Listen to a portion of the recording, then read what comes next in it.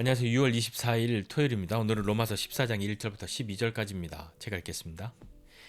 믿음이 연약한 자를 너희가 받되 그의 의견을 비판하지 말라. 어떤 사람은 모든 것을 먹을 만한 믿음이 있고 믿음이 연약한 자는 채소만 먹느니라. 먹는 자는 먹지 않는 자를 업신여기지 말고 먹지 않는 자는 먹는 자를 비판하지 말라. 이는 하나님이 그를 받으셨음이라. 남의 하인을 비판하는 너는 누구냐? 그가 서 있는 것이나 넘어지는 것이 자기 주인에게 있음에 그가 세움을 받으리니 이는 그를 세우시는 권능이 주께 있음이라.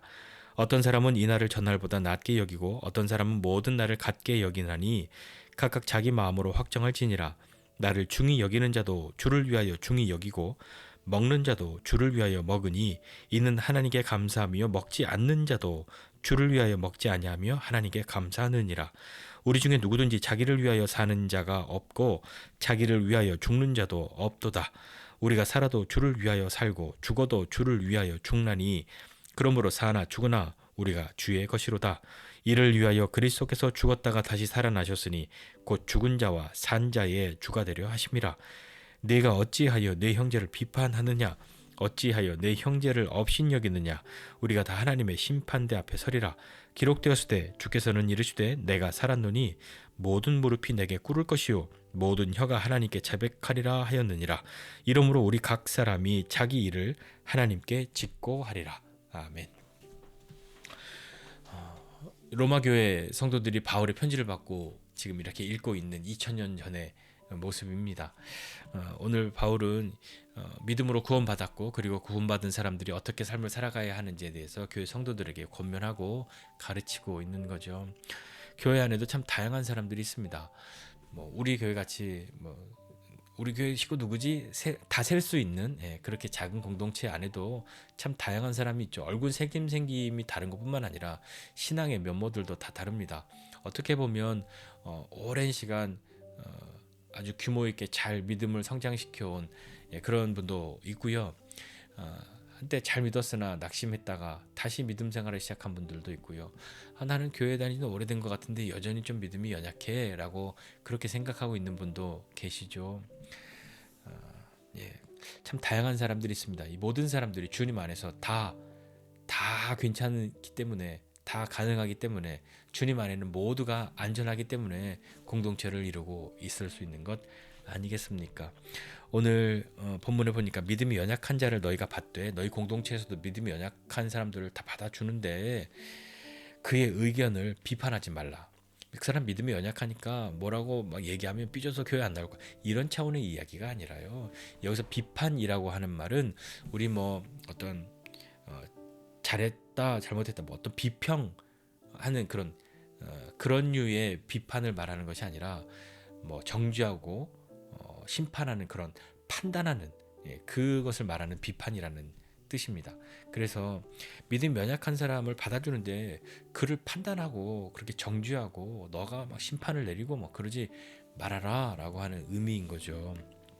어떤 부분에 대해서 그 이야기를 하고 있냐면 이 로마 교회 안에는 사람들이 먹고 마시는 문제, 그러니까 우상에게 바쳐진 제물을 먹는 것이 괜찮냐, 안 된다, 그럴 수 없지 라고 하는 것, 그것에 대한 부분들, 어떤 사람들은 야 주님 안에서 우리가 모두가 자유롭고 주님이 모든 것을 이기셨는데 이건 다 괜찮지, 하나님이 음식보다 더 크신데 괜찮아 하는 사람도 있었던 거고요. 아니야, 율법엔 하나님 그러면 안 돼 하는 사람도 있었던 거죠. 또 하나는 이 날들에 대한 문제, 여기 날은 어떤 절기 이런 겁니다. 이 날도 중요하고 저 날도 중요해, 꼭 지켜야 해 하는 사람과, 아니 주님은 그런 모든 것을 없애셨어, 우리는 매일이 다 그렇게 귀하고 아름답고 은혜롭고 믿음으로 가야 하는 날이야 라고 말하는 사람들이 있었던 거죠. 이 모든 것이 다 가능합니다. 다 맞는 이야기죠. 그런데 먹고 마시는 문제나 날들에 대한 문제, 이것이 그래 그렇게 생각하는구나 하고 그렇게 생각할 수도 있어 라고 여겨주고 그렇게 한다면 큰 문제는 아니었을 겁니다. 그냥 그렇구나 하는 정도면 충분했었을 일인데 그것에 대해서 사람들이 서로 판단했던 것이죠. 비판했단 말입니다. 이 그냥 비평과 어떤 문학 이렇게 크리티시즘 이런 거 말고요. 판단하는 거죠. 자기가 심판자가 되어서 판결을 내리는 그런 비판을 하고 있었기 때문에 그렇게 되면 싸움이 나지 않겠습니까? 서로 마음이 상하지 않겠습니까? 어떤 사람은 우월 의식이 있을 거고요. 어떤 사람은 상대적으로 좀 더 적은 그런 마음을 가지게 되겠죠. 비교하는 마음이나 뭐 패배 의식 이런 것이 생겨났을 겁니다. 사람이니까요.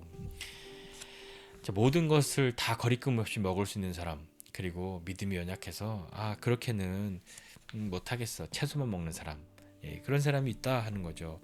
먹는 자는 먹지 않는 자를 없인 여기지 말고, 그리고 먹지 않는 자는 먹는 자를 역시 비판하지 말라라고 하는 것이죠. 절기에 대해서도 마찬가지인 것이고요. 그러면서 6절 이하에 보면 남을 비판하는 사람 누구냐? 그가 서 있는 것이나 넘어지는 것이 다 자기 주인에게 속해 있는 것을 알지 못하냐? 무엇을 하든지 그 이하에 쭉 보면 사람을 다 주님이 세워주시는데 뭐 이 날에 대해서 그렇게 말하는 사람도 앞에서 또 그 말했던 먹는 것에 대해서 그렇게 하는 사람들도 다 자기들 나름대로는 자기들의 양심으로는 자기들의 믿음으로는 주님을 위해 이렇게 한다라고 하고 있는 것이다 라고 하기 때문에 그것에 대해서 서로 비판하지 말아야 한다 하는 것이죠. 주님을 위하여 이렇게 하는 것이죠. 권세자들을 주님께서 허락하셨던 것처럼 이렇게 믿음이 연약한 사람들도 주님이 세우시고 그들을 이끌어가고 계심을 믿고 기대해야 하는 것이죠. 뭐 주님을 위하여 이렇게 뭐 먹기도 하고 안 먹기도 하고, 주님을 위하여 이 날을 중히 여기도 하고, 모든 날을 다 중히 여기기도 하고, 주님을 위하여 안 먹기도 하고, 이렇게 이야기를 다 주님을 위하여입니다.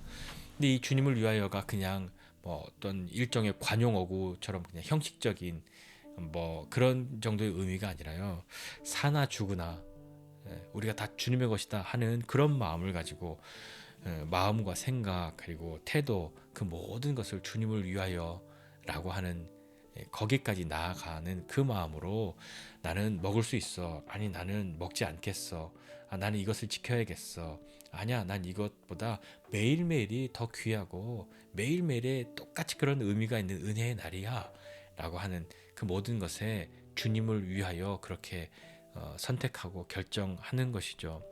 그리스도께서 죽었다가 다시 살아나셨기 때문에 죽은 자와 산 자의 주가 되신 것처럼 주님이 우리의 모든 것을 새롭게 하시고 불가능했던 것을 가능케 하시고 막혀있던 것들을 새롭게 하여 주시고 열어주시는 그 주님의 은혜가 우리 모두에게 있다라고 하는 것이죠. 주님을 위하여 그 한마디면 사실은 충분한 것인데요. 거기에 대해서도 우리는 소위 믿음이 강한 분들이 믿음이 연약한, 믿음이 아직 이제 막 시작한 분들이 주님을 위하여 무엇인가 하는 것이 조금 그렇게 못 믿어 보일 때가 조금 있지 않습니까? 아니야, 저 잘 몰라서 저래, 그렇게 할 때가 있죠. 물론 각자의 형편이나 처지나 믿음의 수준에 따라서 크고 적음이나 강하고 약함, 이것이 있을 수밖에 없죠. 예, 분명히 그렇게 있을 수 있으나 우리는 다 주님을 향해 자라나가는 사람들이 되어야 하는 것 아닙니까? 한번 생각해 보십시오. 모든 것이 다 서툰 어린 아이가 부모를 위해서 뭔가를 준비하고 그렇게 하려고 하는, 사랑하고 좋아해서 하려고 하는 행동은 그 행동이나 그런 것이 잘하고 못함 때문에 뭐 귀히 여기고 기쁘고 그런 것이 아니라 그러려고 했던 그 마음 때문에 더 귀히 여길 수 있고 기쁘고 그런 것 아니겠습니까? 그 마음과 생각이 기특하고 그것 때문에 칭찬받고 그 행동이 오히려 빛나게 되는 것이죠. 그래 우리 주님을 위하여라고 한다면 믿음이 강한 사람은 그 믿음이 강한 것으로 주님을 위하여라고 하는 것이고요. 믿음이 연약한 사람은 그 나름대로 주님을 위하여인 것이죠. 중요한 것은 주님이 그의 마음이 어떤 것인지에 대해서 받아주셨단 말입니다. 주님이 괜찮아 라고 하신 것을 아니에요, 괜찮지 않아요, 저건 바꿔야 돼요, 저건 고쳐야 돼요, 그렇게 할 필요가 없는 것이죠. 주님이 하실 일이 있으시니까요. 그리고 돌아보면 우리도 지나온 언젠가에는 믿음이 강했던 분들도, 많이 자라난 분들도 믿음이 연약했던 시절에 그런 일들을 하지 않았습니까? 그러니까 부모가 되어서 아이들에게, 우리가 아이들을 양육하고 할 때 보면 이거 이렇게 하면 안 돼, 다 아니까. 그리고 그런 어떤 실수나 오류들을 줄여주고 싶은 마음이 있으나 빨리 가고 잘할 수 있는 거 알려주는데 왜 말 안 들어? 그렇게 하지만 뭐 저나 여러분이나 다 우리도 한때는 그런 실수들을 하지 않을 사람이라고 생각했지만 다 하고 자라났던 것처럼 그런 시간들도 필요하겠죠. 그러나 그런 속에서도 부모의 돌봄이 있었기 때문에 다 온전하게 사람들이 자라나왔던 것 아니었겠습니까? 하나님은 우리의 주님이시죠. 주님이 우리를 그냥 내버려 두실 그런 분이 아니시란 말입니다. 그렇기 때문에 오늘 이 말씀 가운데에서 형제를 비판하냐, 왜 형제를 업신여기냐, 그러지 말아라. 우리 모두가 다 하나님 앞에 심판대 앞에 서게 될 사람들이다 라고 말하고 있는 것이죠. 그렇게 하지 말라고요. 우리는 하나님 앞에 서게 될 것이고요. 또 하나님께서 나를 사랑하신 것처럼 그도 하나님이 사랑하시고 나를 인도하시고 이끄신 것처럼 그도 인도하시고 이끄실 것을 신뢰하기 때문입니다. 오늘 이 말씀 가운데에서 다시 한번 우리가 마음으로 다시 새겨보고자 하는 것은 우리는 주님의 것이라고 하는 것입니다. 나는 주님의 것, 너는 아직 아니야. 그것이 아니라요. 믿음이 강한 나도 주님의 것, 아직 믿음이 연약한 당신도 주님의 것, 우리는 주님의 것입니다. 그러므로 주님께서 우리를 그냥 그렇게 아무렇게나 내버려 두지 않으실 겁니다. 주님이 우리에게 베푸신 은혜가 있고 우리를 이끌어 가실 것임을 신뢰하고, 그래서 업신여기거나 판단하고 비판하지 말고 그를 위해서 그런 것이 보일 때 오히려 선한 마음으로 기도하고 또 눈에 보이게 혹 보이지 않게 그렇게 돕고 격려하고 하는 일들로 함께 나아가야 하지 않겠습니까? 교회 안에는 참 다양한 사람들이 있습니다. 많은 사람들이 있습니다. 그러나 우리 모두는 자라나가야 하는 사람들, 어린아이로부터 장성한 어른에 이르기까지 그렇게 믿음이 자라나가야 한다는 것을 기억하고, 우리는 주님의 것이기 때문에 주님이 분명하게 반드시 우리를 이끄실 것이라는 것을 신뢰하고 더 지체를 사랑하는 마음으로 그렇게 서로를 위하여 함께 자라나가는 저와 여러분 모두가 되셔야 하지 않겠습니까? 그런 우리가 되기를 기대하고 주님의 이름으로 축복합니다. 기도하겠습니다. 하나님 아버지, 은혜와 사랑을 감사드립니다. 하나님, 주님께서 우리에게 허락하신 것, 주님께서 우리를 위하여 이루신 모든 것들 때문에 주신 그 자유로, 그 믿음의 용기로 우리가 어떠한 것이든 할 수 있으나, 또한 주신 그 믿음과 그 사랑을 인하여 우리가 어떠한 것도 다 절제하고 또 다른 것들로 내 마음대로 하지 않으려고 그렇게 조심할 수도 있으나, 그 어떤 선택을 하더라도 우리가 믿음으로 주님을 위하여 우리가 주께서 주신 것을 기억하고 그 주님을 사랑하는 그 마음으로 주님을 위하여 선택하고 결정할 수 있는 사람 되도록 주님 도와주시고 함께 해주십시오.